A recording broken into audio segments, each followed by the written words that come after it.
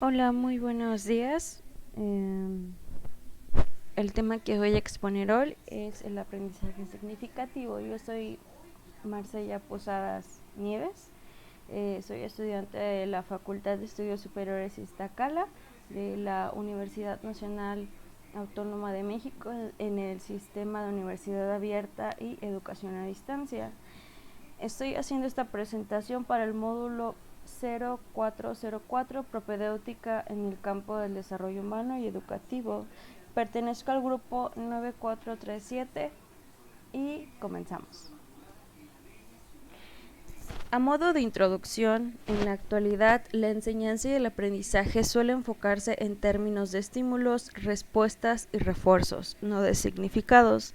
De hecho, las palabras al uso son aprendizaje significativo, cambio conceptual y el constructivismo, ya que se piensa que una buena enseñanza debe promover el cambio de conceptos y así facilitar el aprendizaje. En este trabajo abordaré el concepto de aprendizaje significativo e intentaré argumentar el concepto mismo con ayuda de la teoría de aprendizaje de Ausubel y con Díaz Barriga Hernández. Bueno, para empezar, ¿qué es el aprendizaje significativo? Según Ausubel, el aprendizaje significativo es un proceso a través del cual una información nueva o un nuevo conocimiento se relaciona de manera no arbitraria y sustantiva, o sea, no de manera literal, con una estructura cognitiva de la persona que aprende. En el transcurso del aprendizaje significativo, el significado de la información que recibe se transforma en material psicológico para el sujeto. Para Ausubel, el aprendizaje significativo es un mecanismo humano que obtiene y guarda una enorme cantidad de ideas e información ilustradas en cualquier área del conocimiento. Para que haya un aprendizaje significativo se deben de cumplir con ciertas condiciones. Para empezar, se suele relacionar pues conocimientos nuevos con su estructura cognitiva de manera arbitraria, ya que lo nuevo que aprende es significativo para el alumno. Primeramente, la naturaleza del material de aprendizaje es lo que determina si es o no potencialmente significativo y si pertenece a la significancia lógica, y no suele ocurrir con muchas tareas cotidianas, por ejemplo, números telefónicos, ya que son relacionables con una estructura cognitiva. Y en segundo, un factor que determina si la información es significante o varía de la estructura cognitiva del alumno. Aquí puse una pequeña tabla y ejemplificando la relación del aprendizaje con las significatividades potenciales, la lógica y el significado psicológico. Por ejemplo, el aprendizaje significativo o adquisición de significados requiere de material potencialmente significativo y, como segunda condición, una disposición para el aprendizaje. La significatividad potencial depende de la responsabilidad intencional y también de la capacidad del aprendizaje humana. Y como segundo, también la disponibilidad de ideas que pertenezcan a una estructura cognitiva del alumno en particular. En el B podemos observar el significado psicológico, o sea, el significado fenomenológico idiosincrático, que es el producto del aprendizaje significativo y de la significatividad potencial y la adquisición del aprendizaje significativo. Hay varios tipos de aprendizaje significativo, entre ellos pues podemos encontrar el más básico, que es el aprendizaje significado de símbolos individuales. Pueden ser típicamente palabras o aprendizaje de lo que ellas representan. Ausubel denomina a esto aprendizaje representacional, a este tipo de aprendizaje significativo. Otro tipo de aprendizaje representacional es el conceptual. También es un tipo de de aprendizaje representacional, ya que los conceptos también se suelen representar por símbolos individuales, es decir, distinguir entre aprender lo que significa una palabra y aprender su significado. Y también tenemos el aprendizaje proposicional, que se refiere al significado de las ideas que se expresan en las oraciones. También contamos con aprendizaje significativo subordinado, que es cuando la estructura cognitiva se organiza jerárquicamente, en el cual los conceptos y las proposiciones significativos son subordinados, o como diría Ausubel, son subsumidos en ideas más abstractas, generales e inclusivas, y suele ser el tipo más común. Y por otra parte tenemos uno que es mucho menos común, que es el subordinado. Se llama aprendizaje superordenado.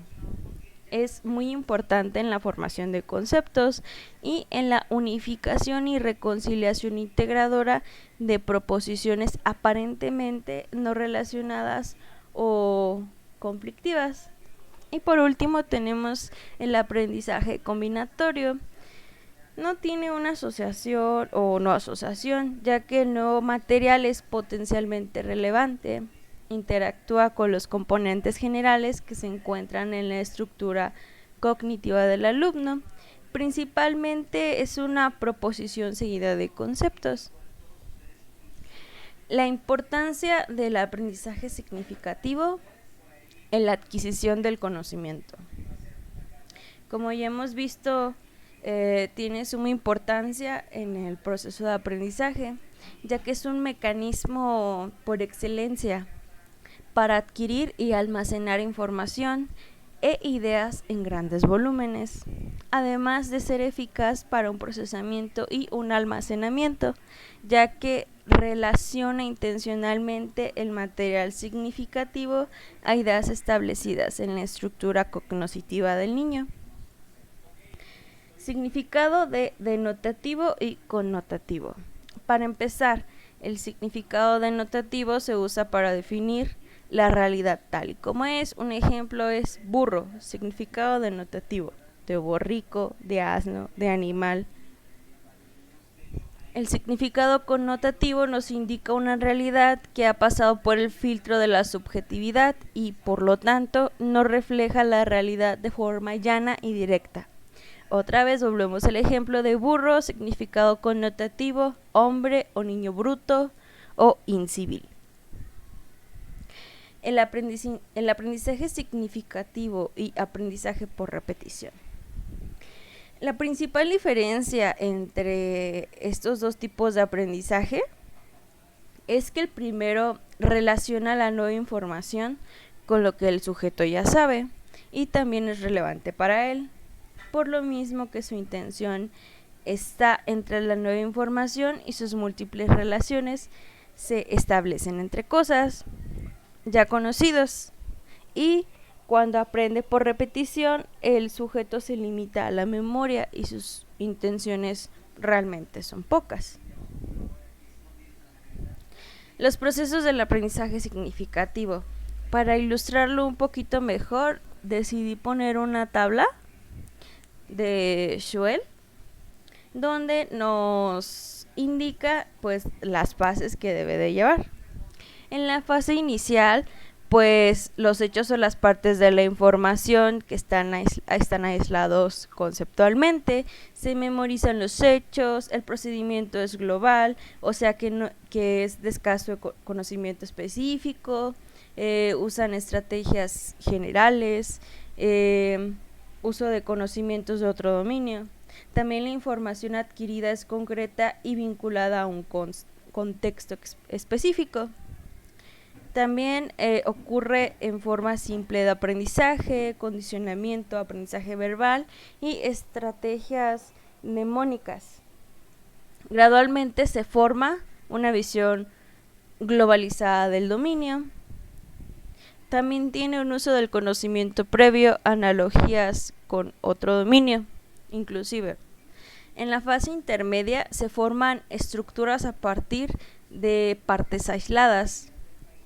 Se comprende más a profundidad los contenidos al aplicarlos a situaciones diversas. Hay una oportunidad para la reflexión y la recepción de una retroalimentación sobre la ejecución. También hay un conocimiento más abstracto que puede ser generalizado a varias situaciones. También hay un uso de estrategias de procedimiento más sofisticadas. Hay una organización y un mapeo cognitivo. Y en la fase final tenemos una mayor integración de estructuras y esquemas, un mayor control automático, tenemos menor consciente, o sea que la ejecución llega a ser automática y sin tanto esfuerzo. El aprendizaje ocurre en esta fase, pues, de la siguiente manera. Primeramente hay una acumulación de nuevos hechos a esquemas preexistentes. También hay un incremento de los niveles de la relación entre los elementos de las estructuras. También hay un manejo hábil de estrategias específicas.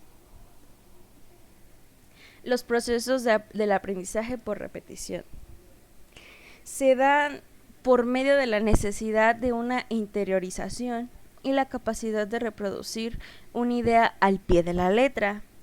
Y suelen incorporarse estas tareas a la estructura cognitiva de asociaciones arbitrarias y propósitos prácticos. Por ejemplo, a nosotros desde el preescolar se nos enseña cómo escribir nuestro nombre o cómo escribir primeramente las letras del abecedario. ¿Cómo logramos pues memorizar qué significancia tienen estas letras? Pues por medio de la repetición. Estamos pues en un constante proceso de repetir cada una de las formitas de las letras hasta que nos salen adecuadamente.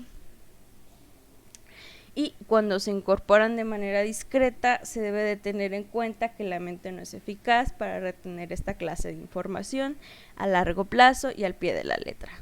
Su principal objetivo es incrementar y mantener la fuerza de asociación y no la de preservar la disociabilidad, ya que la contigüidad, la frecuencia y el reforzamiento son esenciales para el aprendizaje. Y hasta aquí sería el final de mi presentación. Espero que haya sido entendible y por mi parte sería todo. Muchas gracias por escuchar.